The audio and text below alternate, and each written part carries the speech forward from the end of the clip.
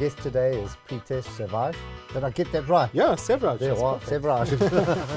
Who is you call yourself an innovative analyst. You're CEO of Product of the Year. That's I don't know what that means. You're going to have to explain exactly. Are you a Ralph Nader type character? Well, not exactly. So I wish it was a bit more exciting. I wish I could say it was a bit more exciting. Essentially what we're about is promoting innovation. So Product of the Year is a global organization. We've been around now for 30 plus years. We operate in 42 different countries. And I'm responsible for taking care of Product of the Year in South Africa. What's that mean? So what that basically means is maybe we take a step back and have a look at the dynamics of our society and innovation. The challenges we have is that every single year there's a lot of new products that are being launched that claim to be innovation, and they're targeting you, they're targeting me, they're targeting the viewers out there. But the reality is, how do we actually tell if that's really a great product with some great innovation, or it's really some marketer who has a scorecard and goes, I need to launch a product this year so that I can get my bonus at the end of the year, and I'll launch anything. What we do is we help consumers find the best new innovation that's on our shelves. And if you're a responsible company, you get to use our Product of the Year endorsement. It's a little red logo that says Voted Product of the Year. And this helps you gain uplift in sales and ensures that you highlight to consumer that you're a reputable product. So what products do you cover? So, I mean, there must be thousands of products that are launched. Are you doing whiter than white? You know, this product makes your clothes whiter than white. Or are you doing a new phone, a new Apple phone or a Samsung phone? Where do you select the products that you endorse or kind of analyze? So it's an opt-in process. A large percentage of that, as you'd expect, is FMCG, fast-moving consumer goods. Okay. That's where all the innovation is happening. There's a lot of new launches. But we do technology, we do services such as insurance, and essentially we go to these companies and we challenge them and say, if you actually believe that your product is good enough for the South African consumer, enter it into an independent process. It's free to enter and free to be part of.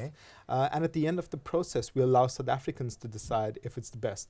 We actually go to over 5,000 households every single year.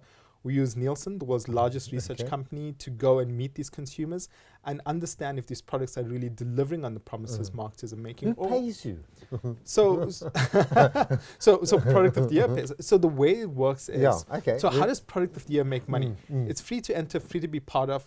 If you're a Product of the Year winning product, it's an industry-funded organization. So then the industry contributes, every single winner contributes exactly the same amount into a pool of money, and that pool of money is then used for the research. It's used to pay me and pay the staff that work for Product of the Year. So we essentially are funded by the industries that innovate that and you create new criticize, products. attack, and destroy. Well, the same industries. You're like the rating agencies, you know. But what we do is we hold them to a high standard, and I think that's what they appreciate. Those companies that hold themselves to a high standards are the ones that are going to say, we want to work with Product of the Year because our goals are aligned. Those companies that do not create good innovation, that are really out there just to try and make a quick buck out of the helpless consumer out there, are the ones that go, we probably don't want to be involved with Product of the Year because then people are going to realize that our products are not good quality. So give me some examples now. You're allowed to advertise, you're allowed to criticize, no one's going to get you. We want real anecdotal evidence of what you do and how you address a product. Some of those that you've criticized, some of those that you've endorsed and so on. Yeah, so I mean, let's have a look. We try and focus on the positive message. So we never give you a runner-ups list of companies who haven't won. What we do instead is we go to them with research and say, this is how you can actually improve your innovation pipeline. But some fantastic products we work with, people always care about technology. So on premium smartphones, for example, the Samsung Galaxy S7 phone. Let's go for recently smartphones. It's exciting. People are excited. No one really wants to hear about the shampoos, even though they're more important in your life. So on the smartphones, for example, this is a phone that's now been used. The S7 is being used for virtual reality. It comes with a virtual reality headset if you use it. So on a premium smartphone, that one. But what happens if you're a consumer who doesn't have that much disposable income to go out and now spend 17,000, 18,000 rands on a premium smartphone? And therefore, we have phones like the Huawei P8 Lite, which won. And that's a phone that goes for about 4,000 to 5,000 rands. So we actually are taking care of the full spectrum of South African consumers. And that's just highlighted in one way. But it also goes in terms of consumer goods products. We're having a look at, which is your best cleaning product. We've had Mr. Muscle, for example, which has won in the past. We have brands from tiny little companies like Amca has a product called Chemico, which is one product of the year. Many people may not have heard of that product, but we really go down and we chat to the consumer and say, leave out all your biases in terms of brand. Really focus on what's the benefit this product is offering and the price point is offering. Is it actually something that you want in your life? And we actually try and force that benefit out of the whole picture so that when you're considering this, you're actually considering it for its innovation, not for its brand name or how much they spend on advertising. Have you offended a lot of companies? Yes. That's the worst part of my job that lots of people don't realize. We have probably about 35 winners every year. And behind those 35 winners, we are actually sitting with maybe a pool of close to 150, 200 people who are companies that have not won. And I spend more time spending time with those companies, having to explain to them why they did not win, why is it consumers did not vote them the best, why they had to be kicked out of the process. So this is on consumers' votes? Yes, on consumers' votes. So you don't do your own analysis? No. I think you don't go to a lab and start trying to understand what goes into the product. This is purely through consumer review, through actual customer review. Through actual consumers going out and trying and using the product and evaluating the brand proposition.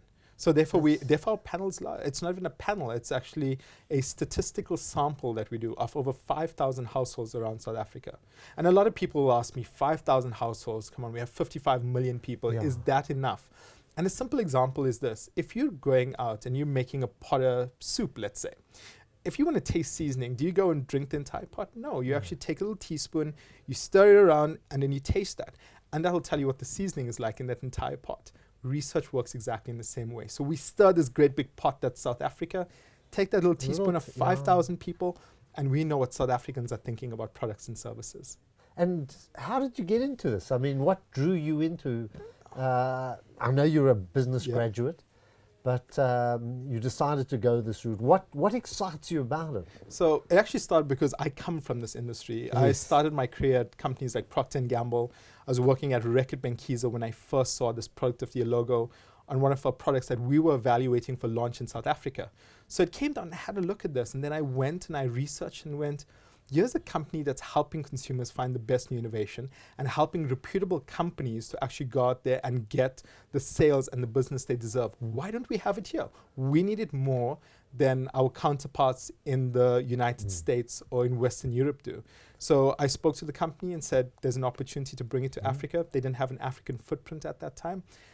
And the rest is history. We were able to make it happen and bring it How here. long have you been with them? How long? Close to 9 years now. 9 years already? 9 years in South Africa, yeah. Wow. Yeah, it's a lot of hard work. It's very interesting work. What's brilliant is that every single year I get to be at the forefront of innovation. How do you launch? How do you present your results? How do we present them? We have a massive awards evening. So let's be honest. One of like the things an Oscars or a Tonys or something like that. Exactly, exactly. Because do they give acceptance speeches? No, that would be that would be a long event. We want to recognize the best new awards out there because the reality is, think about it today. What had more of an impact in your life? The fact that when you got up in the morning and you brushed your teeth, that toothpaste and that toothbrush, the shampoo that you use in the hair, it makes such a big impact in your life. But we don't really pay much attention to it, even though we spend so much money on it. The purchase cycle you have for those products is quite high. So even though people are not interested in it, we wanted to bring glamour to it. And how do you do it? You have a large awards evening. We have tons of celebrities who attend. The media, obviously, a large part of that who attend it as well. And we make it exciting. We make it in a sense where we trend on Twitter every single year. It's that big. So I must look for the little red logo. It's a little red logo. So give us, who are the latest winners? Just to give us an idea of what we're talking about so we can put some context to this interview. You know, what products have you selected in consumer goods? I mean, one of the products that said male deodorants, we had Axe Black. I must remember that. Yeah, Axe. It's a fantastic product. There goes my Old Spice. Yeah. Because and that's the thing is it jars our purchase decision. That's the beauty of Product of the Year, and why Axe is a great brand is it came out purely as an an aesthetic product, a product about making you smell great, but now it's moving to a functional space. So Axe Black's got all these functional benefits in innovation, ensuring your clothes do not have any yellow stains from it. It's all those technical stuff. And then on the female side, we have a brand like Shower to Shower, Happy Days, which hasn't been around for years and hasn't been doing a lot, but it's now resurging again and coming out there. What Shower to Shower? It's not a shampoo, it's just a body wash. It's specifically a female deodorant. Oh. I know it sounds no, strange. Shower to Shower. Oh, so now that we're off deodorants, about eating or washing, give us some other products. I enjoy this because that's fantastic. Well, in terms of washing, one of the big products we had was Skip. Skip was one of our winners as well. Always. They've been. We haven't. It's so weird. The innovation cycle ebbs and flows. So we didn't have any feminine protection products. It's one of those things you can't be squeamish about. So we'll go in and we'll present to them. So this year we didn't have, but we've had brands like Always Win in the past. Brands like Lifestyle from Johnson & Johnson, Lilette's, and it's such an important part of society. I mean, I was driving here and listening to an ad of the number of days that most young girls miss in school purely because they're unable to attend because when they're on their period, they're unable to actually have sanitary protection. So there are brands out there that are doing a lot of work on this, creating fantastic products at lower price points so that more of the market can actually take those up. Preetesh, this has been a very fascinating interview. I had absolutely no idea of the work that you did, and certainly we'll start to watch out for your brands. And we're going to have to wrap up there, but I just want to thank you for joining us on the couch this evening, and just hope that we see a lot more of those little red dots. And it's certainly going to help me with my shampoo. How do I get rid of the grey? Oh, we should chat off. I've got lots of products to tell you about. So have a look out for it. It's in stores. It's on television. And I want to make my skin look younger. Oh, I need to get you products after this. I've got lots. You've been on the couch with me, David Shapiro.